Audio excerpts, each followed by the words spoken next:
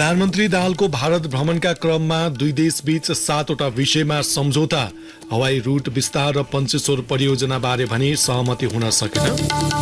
प्रधानमन्त्री दाहालद्वारा सीमा विवाद समाधानका लागि भारतलाई आग्रह, नेपालसँग सीमा सहितका सबै विषय समाधान गरिने भारतीय प्रधानमन्त्री मोदीको भनाई। श्रम स्वीकृति सम्बन्धी काम स्थानीय तहबाटै गर्ने गरी सरकारको गृह कार्य सुरु, काठमाडौँ आउनुपर्ने बाध्यता हट्दै। भारतमा सन् 2023 को पहिलो त्रैमासिकमा 6.1% आर्थिक वृद्धि, सरकार र निजी क्षेत्रबाट भएको उच्च लगानीको प्रभाव। र T20 अन्तर्राष्ट्रिय सिरिजको तेस्रो खेलमा नेपालद्वारा मलेसिया 27 रनले पराजित, सिरिजमा नेपाललाई 2-1 को अग्रता। नमस्कार, कान्तिपुर डायरीका साथमा साथी असीम र म सन्तोष। समाचार अब विस्तारमा। प्रधानमन्त्री पुष्पकमल दाहालको भारत भ्रमणका क्रममा दुई देशबीच 7वटा मुख्य सम्झौता भएको छ। दुई देशका प्रतिमण्डल स्तरीय वार्तापछि सार्वजनिक गरिएको जानकारी अनुसार नेपाल भारत पारवान सम्झौता नवीकरण, सीमापार पेट्रोलियम पाइपलाइनलाई अम्लेखगञ्जबाट चितवनसम्म ल्याउने र सिलगढीबाट झापासम्म पुर्याउने सहमति भएको छ। त्यस्तै परराष्ट्र मामिला अध्ययन प्रतिष्ठान र सुषमा स्वराज इन्स्टिच्युट बीच सहकार्य गर्ने सहमति भएको छ। त्यसैगरी चाँदनी दोधारामा एकीकृत जाँच चौकी बनाउने, तल्लो अरुणको पीडीए गर्ने र फुकोट कर्णाली भारतीय कम्पनीले बनाउने सहमति भएको छ। 669 मेगावाट क्षमताको तल्लो अरुण जलविद्युत आयोजनाको लागि भारतीय कम्पनीसँग परियोजना विकास सम्झौता भएको हो। भारतीय कम्पनी सतलज जलविद्युत निगमले 21% बिजुली पाउने गरी सम्झौता भएको हो। त्यस्तै डिजिटल पेमेन्ट सम्झौता पनि भएको छ। प्रधानमन्त्री दाहाल र भारतीय प्रधानमन्त्री नरेन्द्र मोदीले संयुक्त पत्रकार सम्मेलन गरी सम्झौताबारे जानकारी गराउनु भएको हो। यसैबीच भारत भ्रमणको क्रममा महत्त्वको साथ हेरिएको हवाई रूट विस्तार र पञ्चेश्वर बहुद्देश्यीय परियोजनामा महाकालीको पानी बाँडफाँटबारे सहमति हुन सकेन। नेपालले महेन्द्रनगरबाट हवाई रूट र पञ्चेश्वर परियोजनालाई टुङ्गो लगाउनु पर्ने माग गर्दै आए पनि भारत त्यसमा सहमत नभएपछि कुनै समझदारी बन्न नसकेको बताइएको छ। प्रधानमन्त्री पुष्पकमल दाहालले सीमा विवाद समाधानका लागि भारतलाई आग्रह गर्नुभएको छ। समकक्षी भारतीय प्रधानमन्त्री नरेन्द्र मोदीसँगको भेटमा प्रधानमन्त्री दाहालले सीमाको समस्या स्थापित द्विपक्षीय कूटनीतिक संयन्त्र मार्फत समाधान गर्न आग्रह गर्नुभएको हो। द्विपक्षीय भेटवार्तापछि आयोजित पत्रकार सम्मेलनमा प्रधानमन्त्री दाहालले भन्नुभयो, प्रधानमन्त्री मोदीजी र मैले सीमा मामिलाको बारेमा पनि छलफल गर्यौं। मैले मोदीजीलाई सीमा समस्या स्थापित द्विपक्षीय कूटनीतिक संयन्त्र मार्फत समाधान गर्नका लागि अनुरोध गरे।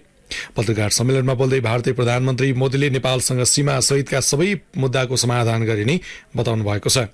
मोदीले भन्नुभयो, हामी आपसी सम्बन्धलाई हिमालय जत्तिकै उचाइ दिनका लागि काम गरिरहेका छौं। यही भावनाबाट हामी सबै मुद्दाको, चाहे सीमाको हो या कुनै अरू विषय, सबैको समाधान गर्छौं। यसैबीच प्रधानमन्त्री दाहालले भारतीय प्रधानमन्त्री मोदीलाई नेपाल भ्रमणका लागि निम्तो समेत दिनुभएको छ। यसैबीच भारत भ्रमणमा द्विपक्षीय भेटवार्ताको क्रममा प्रधानमन्त्री दाहालले भारतीय राष्ट्रपति द्रौपदी मुर्मू र उपराष्ट्रपति जगदीप धनखडसँग शिष्टाचार भेट गर्दै हुनुहुन्छ। ती भेटेपछि प्रधानमन्त्री दाहालले आजै उद्योगी व्यवसायीसँग अन्तर्क्रिया गर्ने काम रहेको परराष्ट्र मन्त्रालयले जनाएको छ।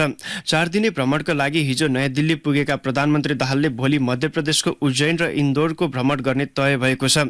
प्रधानमन्त्रीको टोली पर्सि शनिबार नेपाल फर्किनेछ। श्रम, रोजगार तथा सामाजिक सुरक्षा मन्त्रालयले संहिताको मर्म अनुसार स्थानीय तहबाटै श्रम स्वीकृति सम्बन्धी काम हुने गरी आवश्यक व्यवस्था मिलाएको छ। मन्त्रालयको सो व्यवस्थासँगै वैदेशिक रोजगारका लागि अनिवार्य मानिएको श्रम स्वीकृतिको आवेदन दिन पनि काठमाडौँ आउनुपर्ने बाध्यताबाट हजारौंले छुटकारा पाउनेछन्। श्रम, रोजगार तथा सामाजिक सुरक्षा मन्त्रालयले पछिल्ला दिनमा सेवा प्रवाहको क्षेत्रमा व्यापक सुधार गर्दै श्रम स्वीकृतिको काम पनि स्थानीय तहमा हुने व्यवस्था मिलाएको हो। मन्त्रालयका सचिव एक नारायण अर्यालले संहिताको मर्मलाई आत्मसात गर्दै सेवा प्रवाहलाई विकेन्द्रित गरिएको जानकारी दिनुभयो। मन्त्रालयबाट गरिने सेवालाई पूर्ण रूपमा प्रविधि मैत्री समेत बनाइएको र यसले गर्दा सर्वसाधारण नागरिकले पाउनुपर्ने सेवा आफ्नै ठाउँमा बसेर सुलभ र सरल रूपमा पाउने पनि सचिव अर्यालले बताउनुभयो। स्थानीय तहमा सुरु गरिएको नयाँ व्यवस्थाका कारण वैदेशिक रोजगारमा जाने श्रमिकलाई श्रम स्वीकृतिकै लागि काठमाडौँसम्म आउनुपर्ने बाध्यताको अन्त्य भएको सचिव अर्यालको भनाइ छ।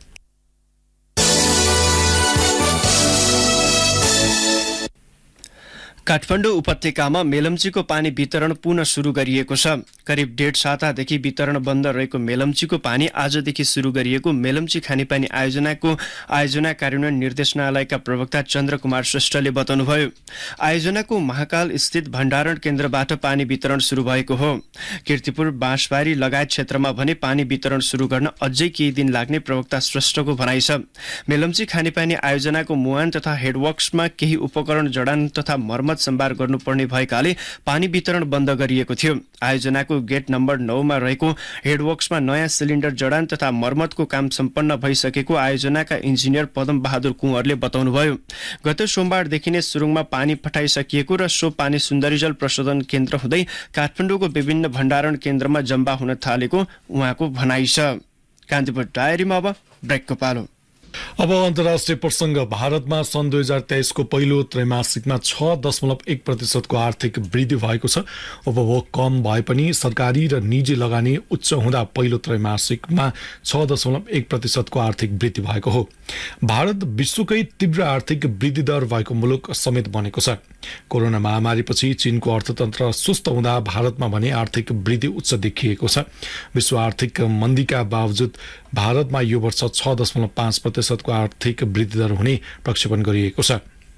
गत अप्रिलमा भएको कार, स्टिल र ऊर्जाको खपतले समग्र आर्थिक वृद्धि हासिल हुने संकेत देखिएको भारतीय विदेश मन्त्रालयका प्रमुख वित्त सल्लाहकार श्री अनन्त नागेश्वरमले बताउनु भएको छ।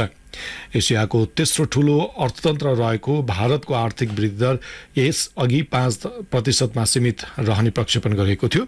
सन् 2021-22 मा भारतको अर्थतन्त्र 9.1% ले बढेको थियो।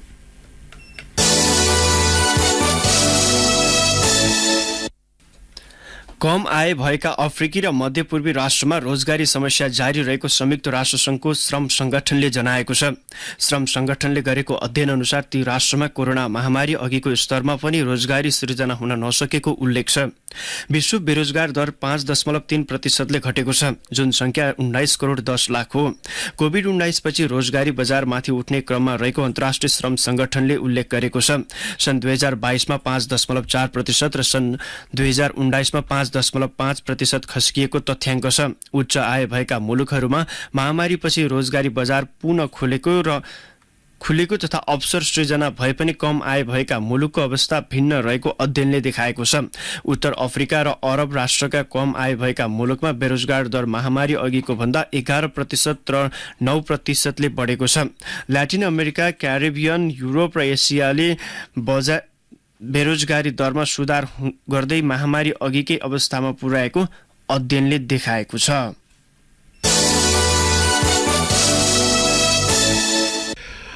अब खेल प्रसङ्ग। 2 देशीय T20 अन्तर्राष्ट्रिय सिरिजमा नेपालले दोस्रो जित निकालेको छ। सिरिज अन्तर्गतको तेस्रो खेलमा नेपालले मलेसियालाई 27 रनले हरायो। यो सँगै नेपालले 5 खेलको सिरिजमा 2-1 को अग्रता बनाएको छ। 111 रनको लक्ष्य पछ्याएको मलेसिया निर्धारित ओभरमा 4 विकेट गुमाउँदै 83 रनमा समेट्यो। मलेसियाका लागि महिराम इजाहित इस्माइलीले सर्वाधिक 44 रन जोडिन्। त्यस्तै विनफ्रेड दुराई सिंगमले 20 रन जोड्नु बाहेक अन्यले दोहोरो अङ्क जोड्न सकेनन्। नेपालकै सितारवाना मगर, इन्दु वर्मा र कविता कुँवरले 1-1 विकेट हात पारे।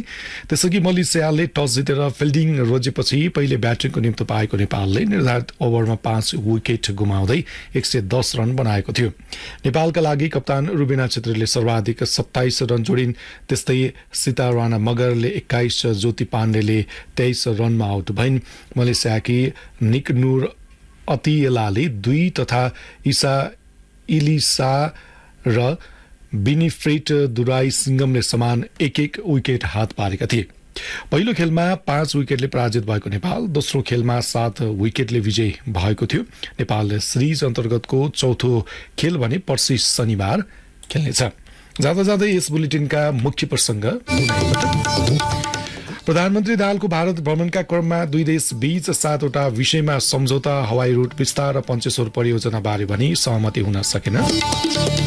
प्रधानमन्त्री दाहालद्वारा सीमा विवाद समाधानका लागि भारतलाई आग्रह, नेपालसँग सीमा सहितका सबै विषय समाधान गरिने भारतीय प्रधानमन्त्री मोदीको भनाई। श्रम स्वीकृति सम्बन्धी काम स्थानीय तहबाटै गर्ने गरी सरकारको गृह कार्य सुरु, काठमाडौँ आउनुपर्ने बाध्यता हट्दै। भारतमा सन् 2023 को पहिलो त्रैमासिकमा 6.1% आर्थिक वृद्धि, सरकार र निजी क्षेत्रबाट भएको उच्च लगानीको प्रभाव। र T20 अन्तर्राष्ट्रिय सिरिजको तेस्रो खेलमा नेपालद्वारा मलेसिया 27 रनले पराजित, सिरिजमा नेपाललाई 2-1 को अग्रता। हस्तै नै प्रसङ्गसँगै कान्तिपुर डायरीको यो बुलेटिन यही सकिन्छ। अपराह्न 4 बजे हामी हेल्थ एन्ड एजुकेसन डायरीका साथमा उपस्थित हुनेछौँ। अहिलेलाई साथी असीम र म सन्तोष बिदा हुन्छौँ। नमस्कार।